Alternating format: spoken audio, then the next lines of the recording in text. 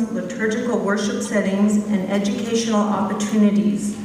We have worked to enrich our sense of welcome and openness to others, both at church and in our daily lives. We acknowledge there are fears, anxieties, and misconceptions, and embrace and encourage healthy questions, conversations, and continuing discussions. As a church, we seek to enrich welcome, to take the all-important friendly greeting face-to-face and expand that welcome to a collective openness that encompasses and expands who we are as a congregation and as a community.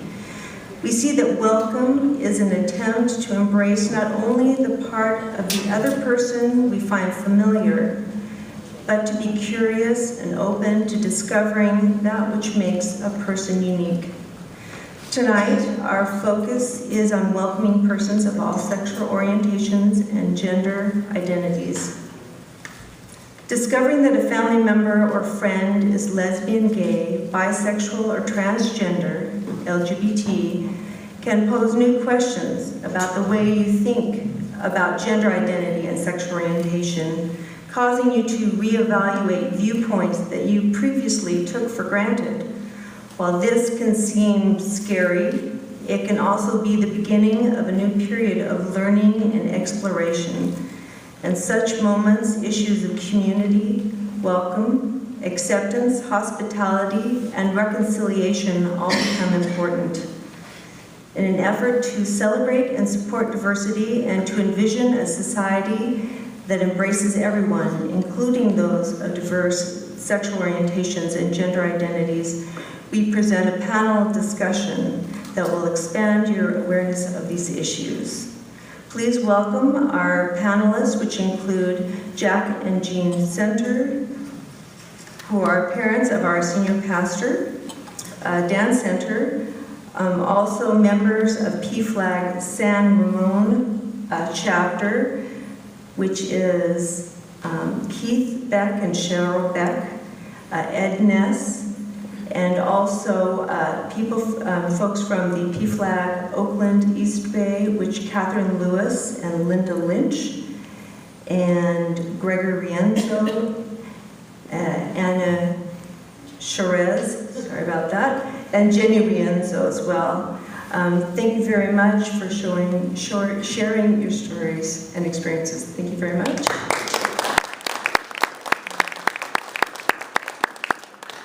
If we could start actually with Jack Center. He volunteered, or actually Jean volunteered to go first, excuse me. So Jean, please. I'm hanging onto my chair because I'm just a little nervous, but I won't be once I start talking. I just wanted to say that when our daughter first brought up the discussion, I think I'm gay, that was huge. In fact, Sorry, we're going to... In fact, she and I were walking on a trail in the High Sierra, and I'm sure that that was her agenda, was to be talking about that. Little did I know. And so as we walked and she was talking, we heard a noise in the bushes, and both of us, without saying anything to each other, thought that was not a small animal, that was not a bird, that was actually a mountain lion. And we just kept walking because that mountain lion was not bigger than the issue that we were talking about. And just to assure you that yes, it was a mountain lion, on our way back on that same trail, a family said, "You need to be careful, there's a mountain lion on the trail." And we said, "Yes, we know." So that's how huge that announcement and even that concept, that first little concept was, because I had not even realized that my idea of family, of what would happen in our family, that you have children, they get married, they have children, they have a dog, and everything is just, that's how it is. I didn't realize what a big piece of my thinking that was. And so, as huge as this was, it was not negative. It was just new. And I am thankful for that, I felt like God took that piece and just said, you've got to start thinking.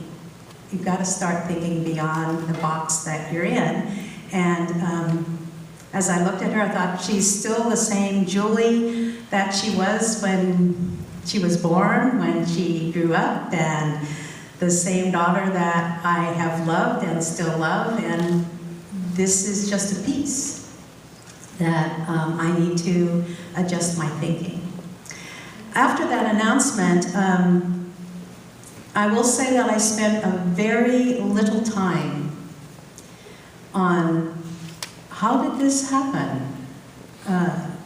Was there something in our family, something that we did, her place in the family with all brothers? That thinking went along about this far, and I said, no, that wasn't it. And so it just became something new that I needed to and wanted to embrace, because she was Julie. Now, the biggest part of my energy, I think, went to the fact that all her brothers reacted differently. And so my energy went to kind of keeping our family united, because a couple of the brothers, not Dan, I will say, but the other brothers were not in agreement. This is wrong, da-da-da-da, whatever. And so that brought a lot of discussions. This is where we are, and this is how we accept this, and this is what we think, and just trying to encourage them to grow. And so a lot of my energy in those early years was spent on just being with each one and maybe representing her in her absence to them, and just pulling us together or keeping us together, which has happened, which is lovely. And so the other part of my energy perhaps was in perhaps the view that other people had besides myself, and just said, well, that's not what I think anymore. And I'm just very happy to say that we're just very united in loving our family, each one for who they are. And that's not actually an issue. So thank you.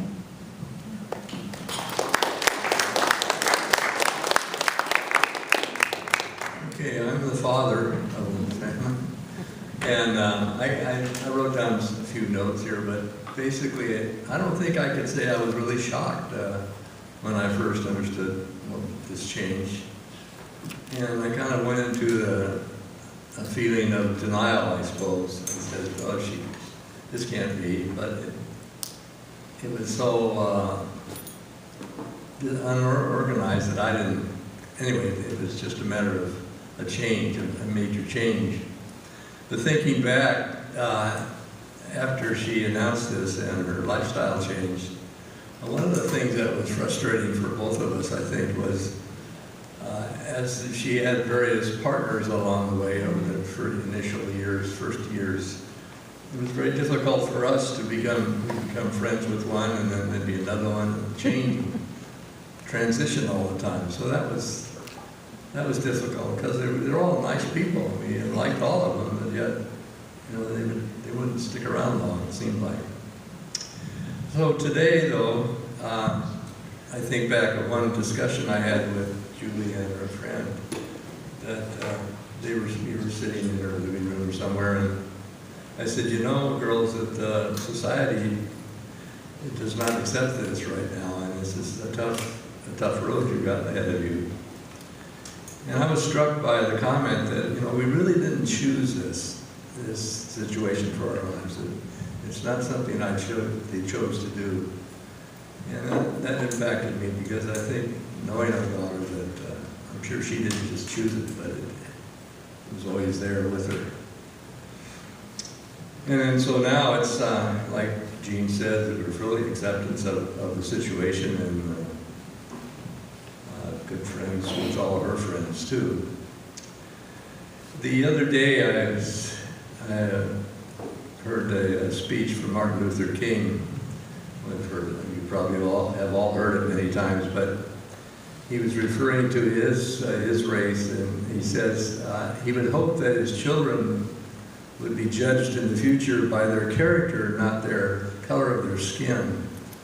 And I thought, well, you could add not character, but their sexuality is also part of that. And I think that's where we are right now, because our daughter's the same beautiful person she ever was.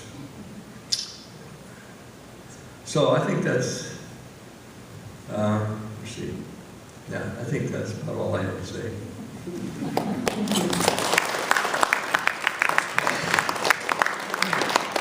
So Keith and Cheryl, if you could share next, that would be great. Well, first off, I want to thank you for applauding before I even had a chance to speak. That was kind of nice, and this is truly a Lutheran gathering with wine and food before you get going. We experienced that not too long back where we had a gathering at one of our friends' homes, and before we actually had a service, we had Bloody Marys in the morning, and it's just truly Lutheran, you know. Pastor Dan asked me, you know, how we got here tonight when we came in, and I told him that I recently have been elected to the presidency of the San Ramon Valley PFLAG chapter down the road in Danville. And it's kind of like, well, why are you in PFLAG? Well, we're in PFLAG because our son came out to us in October of 2007. And Cameron was a sophomore at that point at Cal Poly. He's finishing up, by the way, he's got one more quarter and then we get a raise. So we're excited about his graduation coming up in March. But Cameron came home after he was in his sophomore year. And he came home on a Friday evening, and we had a great visit with him that weekend. And then on Sunday afternoon, he was going to get picked up to go back to Cal Poly, and just about exactly 1 hour before that pickup time, he announced to us and came out to us that he was gay. And so it was like, oh my gosh, now what are we doing? You know, what do we do? How do we ask all the questions that were running through our minds? It was like somebody really let all the air out of it. So Cheryl and I have talked about this at times, and Cameron and I have too. And Chelsea, who our daughter, Cameron's older sister, he came up to her on Friday night, and he also had the help of a youth minister at his Lutheran church down at Cal Poly. And he talked to her. But the thing that was kind of interesting is that I have to kind of echo what Jack said. I wasn't truly shocked. I had an inkling, but it was one of those things that you don't want to talk about. You know, you don't want to bring it up because the fear is that your son might be gay. And what do you do if that's the truth? I think for Cheryl, she might want to speak on her own, although she hates to do this stuff, by the way.